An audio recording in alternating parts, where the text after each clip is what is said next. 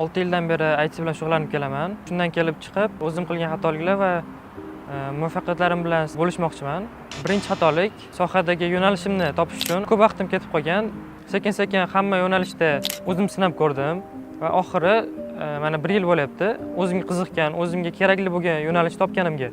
Ikkinchi xatolik IT sohasiga kirganimdan keyin kechalari ko'p o'tirardim kompyuter oldida, qorong'ulikda. Buni natijasida sog'lig'imga ko'p zarar yetgan. Ko'zim nuri pasaygan. Maslahat bergan bo'lardim sizlarga. Ishlaringizni reja bilan qilganingiz o'ziga foyda, me'yorni unutmang. Uchinchi xatolik til o'rganishni sal kechroq boshlaganman. Sizlarga maslahat bergan bo'lardim. Xorijiy tillarni hozirdan o'rganishni boshlasangiz, kelajakda o'zlaringizga foyda bo'ladi. Ana endi yutuqlar haqida gaplashamiz. Birinchi yutug'im hozirda o'yin yaratish yo'nalishidaman. Ba'zi bir o'yinlarda serverlarim bor.